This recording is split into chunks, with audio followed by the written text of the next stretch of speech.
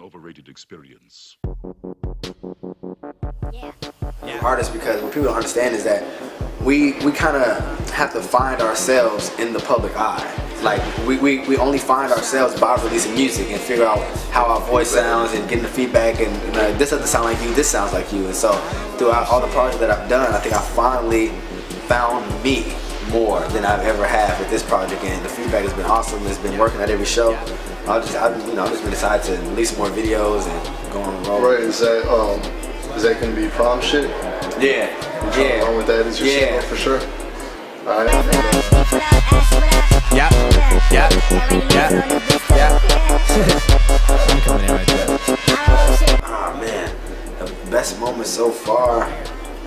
One of the crazier moments is Wiz's mom came to the Pittsburgh show and chilled with us backstage and stuff, and gave us like so much like advice. You know, she was just talking about how even when Wiz had a deal, she was like driving her around the show and there'd be like 7 to 10 people in the audience. You know what I'm saying? Yeah, and then she was just like, you know, he just stayed on the road. He just kept staying on the road from 2008 till now, still on the road, and she was just telling us, you know, never stop. You know, it's I noticed you only took a few months off between tours too, from your solo tour till now. Yeah, I just really try to I always want to stay on the road, man. I think that's the best place. I won't be able to, you know, I could reach people with music, but only so far. People have to engage with you and be there, and you have to put on a good show, man. I always say that through your music you can get fans, but through a great live show you can get believers, like for life. Like there's some people who I've seen have great shows, like Kanye. I'd be a fan of Kanye for life just because of you know, his showmanship. And there's some people who don't put on a great show that I was a fan of and I'm not a fan of anymore. So I just really try to stay on the road and with that, put on the best show that I can. Cause I'm shit, and yeah they mad cause they still live with their moms and they clocking in their jobs and we. Oh man, well actually me and Shawn have known each other for a few years now. We were opening up for like Mike Posner and stuff and things like that, and you know I've always had a real good respect for Shawn and his movement, and same vice versa with me. And it just so happens that we're both being executive managed by Kevin Lyons, and so they were you know putting the tour together. And you know I was a new kid on the block, and you know they asked Shawn, and Shawn was like, you know, I would love to have him on, and here we are, man. I saw you talking about the Kanye West Can't Tell Me Nothing mixtape. Yeah. And how his song stood out. Yeah, man, that was the one song. That was the one song that I told him that, man. I told him that years ago too, but I told him that as soon as this tour started, I was like, as soon as I heard him go and get you something, man, I was like, I don't know what this kid is, but he's gonna be dope. Came out with the finals. Yeah. And now here we are. And here we are. Later, right? It's crazy, man. Right. Sniffing, mom and pop dissing every time I hit the club. Wow. I love New York. New York. I'm infatuated with Texas just because of women, but I would live. I lived for a little bit. I would live in New York. I don't know if I could live in Texas. It gets mad. Well, I get my paper, pronto, Toronto. You get your money fast. Well, I get my paper. Definitely, man. It was funny. I was talking with Shawn's manager, Mike Bridgman, and we were working on getting tracks, and everybody was so busy we could barely have time to do anything. You know what I'm saying? We have shows back to back to back to back. But as soon as this tour concludes, I know Shawn's gonna be working on the second album, and I'm gonna be working on a project, and so is Sci High. So we'll all be in the studio. So we definitely gonna throw some joints at each other. Is that project gonna be the Silent Films for the Blind movie?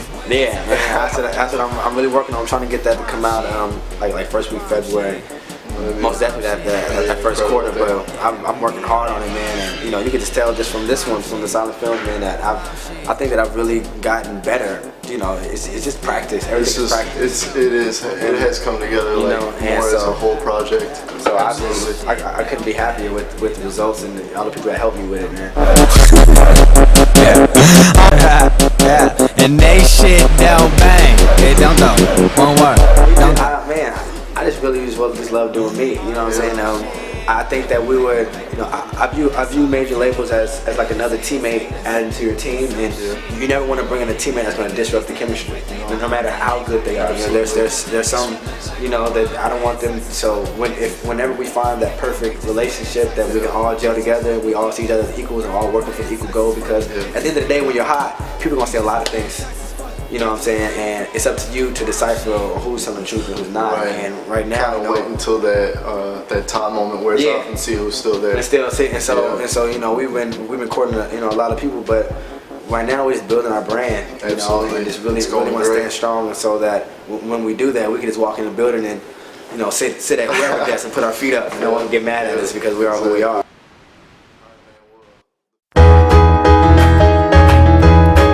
Yeah, yeah, yeah, yeah.